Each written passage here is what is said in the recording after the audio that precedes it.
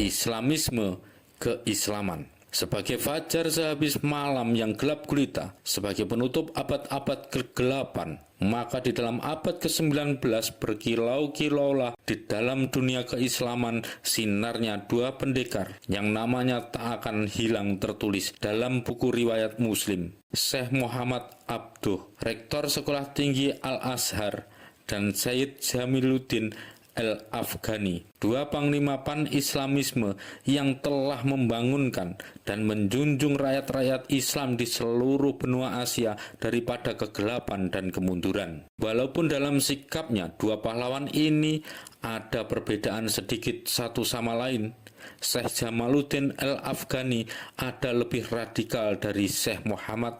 Maka merekalah yang membangunkan lagi kenyataan-kenyataan Islam tentang politik, terutama Syekh Jamaluddin yang pertama-tama membangunkan rasa perlawanan di hati sanubari rakyat-rakyat Muslim terhadap pada bahaya imperialisme Barat. Merekalah terutama Syekh Jamaluddin pula yang mula-mula mengotbahkan suatu barisan rakyat Islam yang kokoh guna melawan bahaya imperialisme Barat itu. Sampai pada wafatnya pada tahun 1896, Sayyid Jamaluddin Al-Afghani, harimau yang gagah berani itu, bekerja dengan tiada berhentinya, menambah benih keislaman di mana-mana, menanam rasa perlawanan terhadap pada ketamaan Barat, menanam keyakinan bahwa untuk perlawanan itu, kaum Islam harus mengambil tekniknya kemajuan Barat dan mempelajari rahasia-rahasianya kekuasaan Barat. Benih-benih itu tertanam. Sebagai ombak makin lama makin hebat, sebagai gelombang yang makin lama makin tinggi dan besar, maka di seluruh dunia Muslim, tentara-tentara pan-islamisme sama bangun dan bergerak dari Turki dan Mesir, sampai Maroko dan Kongo, ke Persia, Afghanistan, membanjir ke India, terus ke Indonesia. Gelombang pan-islamisme melimpah kemana-mana. Begitulah rakyat Indonesia kita ini, insaf akan tragis nasibnya, sebagaimana sama bernaung di bawah bendera hijau, dengan muka ke arah kiblat. Mulut berjanji, la haula wala quwata illa billah, dan billahi fisabilillah. Mula-mula masih perlahan-lahan dan belum begitu terang benderang jalan yang harus diinjaknya. Maka makin lama makin nyata dan tentulah arah-arah yang diambilnya. Makin lama makin banyaklah hubungannya dengan pergerakan-pergerakan Islam di negeri-negeri lain. Makin teranglah ia menunjukkan perangainya yang internasional. Makin mendalamlah pula pendiriannya atas hukum-hukum agama. Karenanya tak heran kita kalau seorang profesor Amerika, Ruston Hayden, menulis bahwa pergerakan syarikat Islam ini akan berpengaruh besar atas kejadian politik di kelak kemudian hari. Bukan saja di Indonesia, tetapi di seluruh dunia timur juga adanya. Ruston Hayden dengan ini menunjukkan keyakinannya akan perangai internasional dari pergerakan syarikat Islam. Ia menunjukkan pula suatu penglihatan yang jernih di dalam kejadian-kejadian yang belum terjadi pada saat ia menulis itu. Bukankah tujuannya telah terjadi? Pergerakan Islam di Indonesia telah ikut menjadi cabangnya Muktamar Ul-Alamil Islami di Makkah. Pergerakan Islam Indonesia telah menjeburkan diri di dalam laut perjuangan Islam Asia. Makin mendalamnya pendirian atas keagamaan pergerakan Islam inilah yang menyebabkan keseganan kaum Marxis untuk merapatkan diri dengan pergerakan Islam itu. Dan makin kemukanya sifat internasional itulah oleh kaum nasionalis kolot dipandang tersesat. Sedang hampir semua nasionalis, baik kolot maupun muda, baik evolusioner maupun revolusioner, sama berkeyakinan bahwa agama itu tidak boleh dibawa-bawa ke dalam politik adanya. Sebaliknya, kaum Islam yang fanatik sama menghina politik kebangsaan dari kaum nasionalis, menghina politik kerezekian dari kaum Marxis, Mereka memandang politik kebangsaan itu sebagai sempit, mengatakan politik kerezikian itu sebagai kasar. Pendek kata, sudah sempurnalah adanya perselisihan paham. Nasionalis dan Marxis tadi sama menuduh pada agama Islam yang negeri-negeri Islam itu kini begitu rusak keadaannya, begitu rendah derajatnya, hampir semuanya di bawah pemerintahan negeri-negeri barat. Mereka kusut paham, bukan Islam, melainkan yang memeluknya lah yang salah, sebab dipandang dari pendirian nasional dan pendirian sosialistis, maka tinggi derajat dunia Islam pada mulanya sukarlah dicari bandingannya. Rusaknya kebesaran nasional, rusaknya sosialisme Islam bukanlah disebabkan oleh Islam sendiri. Rusaknya Islam itu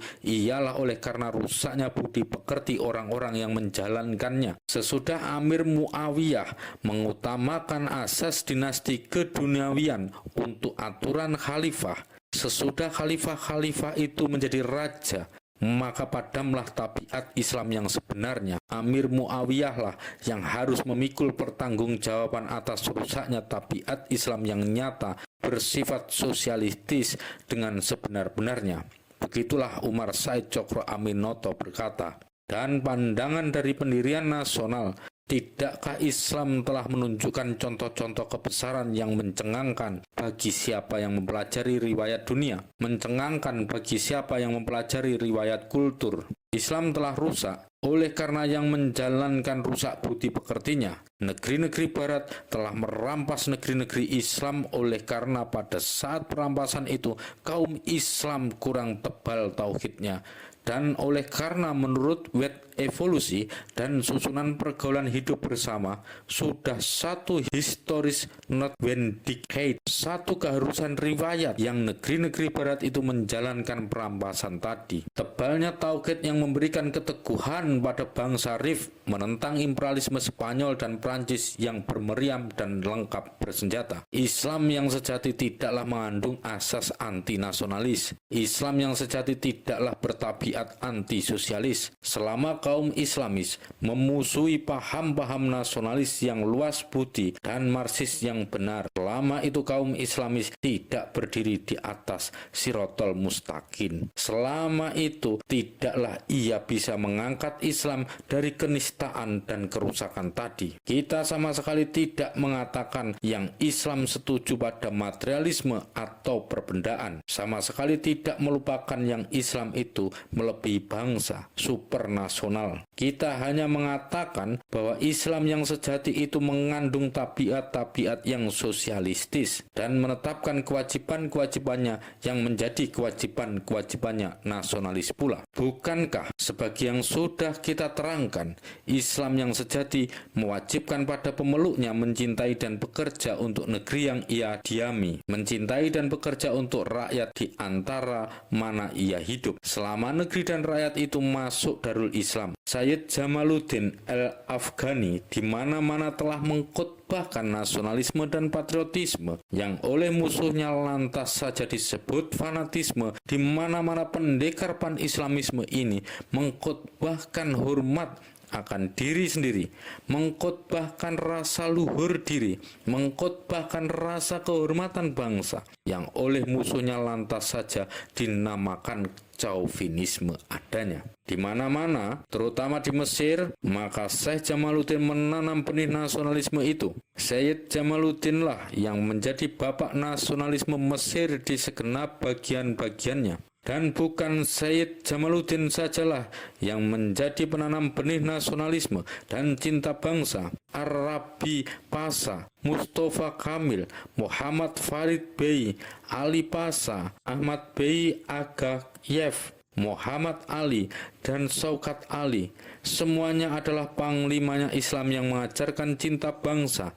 Semuanya adalah propagandis nasionalisme di masing-masing negerinya. Hendaklah pemimpin-pemimpin ini menjadi teladan bagi Islamis-Islamis kita yang fanatik dan sempit budi, dan yang tidak suka mengetahui akan wajibnya merapatkan diri dengan gerakan bangsanya yang nasionalistis. Hendaklah Islamis-Islamis yang demikian itu ingat bahwa pergerakannya yang anti kafir itu, pastilah menimbulkan rasa nasionalisme.